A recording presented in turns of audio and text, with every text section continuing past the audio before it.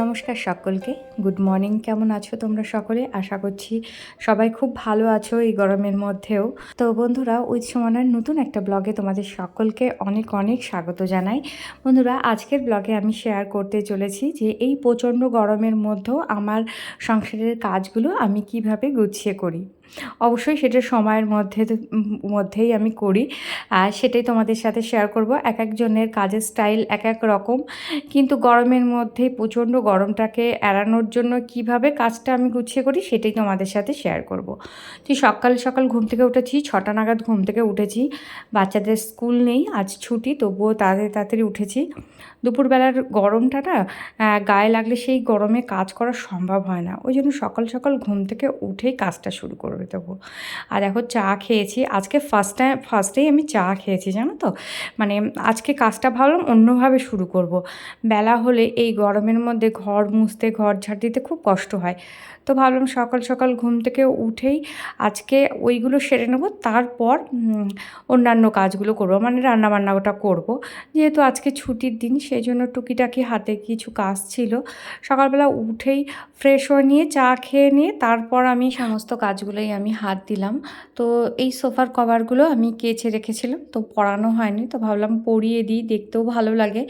আর যেহেতু অনেকটা পুরনো প্যাডগুলো, সেই জন্য না কভারটা পরানো থাকলে বেশ ভালোই লাগে। আর কভারটা আমার মেয়ে ক্রেয়নের কালারে পুরো ভর্তি করে দিয়েছিল, অনেক কষ্টে তুলেছি, তবুও ক্যামেরায় বোঝা যাচ্ছে না, তবুও কিছু কিছু জায়গায় কালার কিন্তু এখনও আছে। আর দেখো, আমার মেয়ে এই যে নিচে দেখছো সোফার পাশে খেলনাগুলো ও পেতে রেখেছে, ওইগুলো আমাকে বলা আছে যে ওগুলো যেন আমি একদমই না সরাই। তো ভাবছি ওইগুলোকে এড়িয়ে নিয়ে তারপর আমি ঘরটরগুলো ঝাড়টার দেবো। আসলে কি বলো তো, একা থাকে তো ওই জন্য ওর একটা আলাদা জগৎ আছে, তো সেই হিসেবেই ও ভাবনা চিন্তা করে নিয়ে খেলাধুলো করে। তো আমি চাই না যে ওইগুলোতে হাত দিয়ে ওগুলোকে নষ্ট করতে। আমি বুঝতে পারি যে আমরা কিন্তু ছোটোবেলায় দল বেঁধে খেলাধুলো করতাম, বাড়িতে অনেকে ছিল, তাদের সঙ্গে গল্পগুজব করতাম, কিন্তু এখনকার বাচ্চাদের সেই ব্যাপারটা নেই। তো মায়েদের অনেকটা সময় তাদের সাথে দিতে হয় এবং তাদের সাথে তালও লাগাতে হয়। যেমন আমি ওইগুলো সরালাম না, উঠলে কিন্তু যদি দেখতো আমি সরিয়েছি তাহলে কিন্তু কান্নাকাটি জুড়ে দিত। যাই হোক, ডাস্টিং করে নিলাম, নিয়ে তারপর আমি সমস্ত ঘরগুলো একটু ঝাড় দেবো। আর এখন তো গরমকাল, সমস্ত দরজা জানলা সবসময়ের জন্য খোলা, এই জন্য ভীষণ পরিমাণে ধুলো হচ্ছে।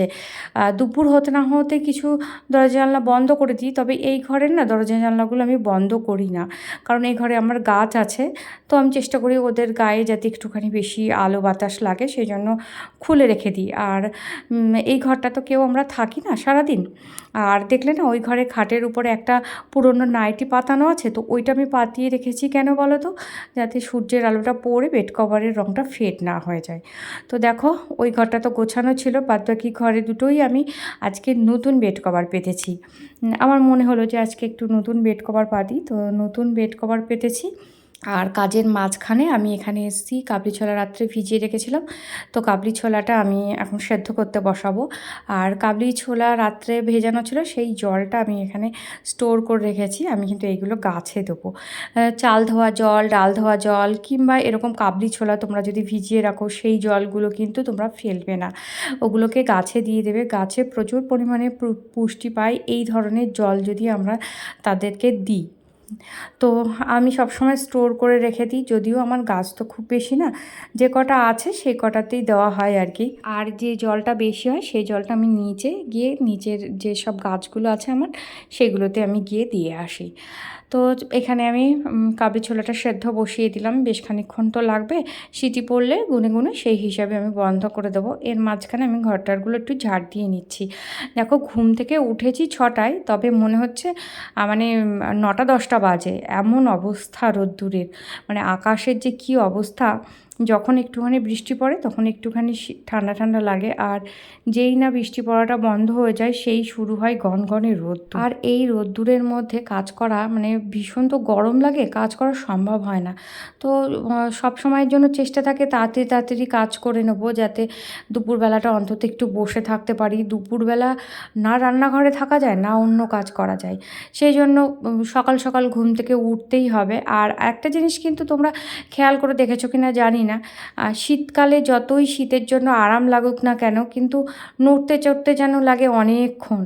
মানে মানুষ জড়সড় হয়ে থাকে না শীতে। আর গরমকালে দেখবে তুমি ফটাফট কাজ হয়ে যায়। মানে একদণ্ড তো বসে থাকার উপায় নেই। যেখানেই বসো না কেন, যা করো না কেন, গা ঘামবে, কষ্ট হবে। ওর থেকে বাবা তাড়াতাড়ি তাড়াতাড়িগুলো কাজ করে নিই। তো আমারও সেই অবস্থায় সকালবেলা আমি গা ধুয়ে নিয়েছিলাম, নিয়ে বাসি জামাটা চেঞ্জ করেছিলাম। তো এখন আবার একদম ঘেমে নিয়ে একসা হয়ে গেছি। ভাবছি একেবারে স্নান করে আসবো, রান্নাটা খানিকটা এগিয়ে। তো হাজব্যান্ড বাড়ি চলে এসছে, আর ও নিয়ে এসছে ডিম, বাজার করতে গিয়েছিল। তো আমি ডিমটা এই পাত্রে রাখি। এটা কোনো সময় কারোর কাছ থেকে হয়তো গিফট পেয়েছিলাম, এখন এটা ফেটে গেছে। তো ডিমগুলো আমি এই পাত্রে গুছিয়ে ফ্রিজে রেখে দিই। এখন তো কোনো কিছুই ফ্রিজের বাইরে রাখা সম্ভব না। ডিমগুলো যদি রাখি না, নষ্ট হয়ে যাবে। আর মাঝখানে আমি ভাত চাপিয়ে ডিম সেদ্ধ করতে বসিয়ে দিয়ে তারপরে কিন্তু আমি স্নান করে এসেছি। তো স্নান টান করেই আমি এখন রান্নাঘরে যাব। আর মাথা ভেজাইনি আমি। মাথা ভেজাইনি কেন বলো তো? মাথা ভেজালে না আমার প্রচণ্ড বেশি গরম লাগে। আমি যেদিন দেখেছি, যেদিন শ্যাম্পু করি গরমকালের দিকে, সেদিন আমি যেন অস্থির হয়ে যাই গরমে। তো কালকে শ্যাম্পু করা আমার ছিল। আর গরমকালে আমি একটু ঘন ঘনই শ্যাম্পু করি, না হলে মাথা ভীষণ ইচিং হয়, যেহেতু ঘামটা বসে তো সেই জন্য। তো এখন রান্না যা যা করব তার জন্য পেঁয়াজ রসুন সব কেটে নিচ্ছি। আর আজকে সব পেঁয়াজ রসুনের রান্না হবে। করব কাবলি ছোলা। দেখো কাবলি ছোলাটা প্রায় হয়ে এসছে, এরকমই প্রায় নামাবো। একটুখানি গরম মশলা দিয়ে হালকা ফুটতে দেবো, তারপর নামিয়ে দেবো। কেননা বেশি যদি এখন ঘন করি তো নামানোর পরে ঠান্ডা হয়ে গেলে একদমই টাইট হয়ে যাবে। আর করব ডিম আলুর তরকারি। এই হচ্ছে আজকের মেনু। তো আজকের মেনু, আমি তো কাবলি ছোলাটা ঠিক করে রেখেছিলাম, রাত্রে ভিজিয়ে রেখেছিলাম। আর ডিম আলুর তরকারিটা আমার হাজব্যান্ড বললো যে ও খাবে, তো সেই জন্য এটাই করেছি। আর উচ্ছে টুচ্ছে নিয়ে এসছে অনেক বেলাতে, তো ভাবছি যে আমি আর ওইগুলো করবো না। আর এখানে দেখো ডিম আলুর তরকারি ফুটছে, এখনও অনেকটা হওয়া বাকি। এখনও আলুগুলো অতটাও ভালো সেদ্ধ হয়নি, দেখলাম হালকা একটু শক্ত শক্ত আছে।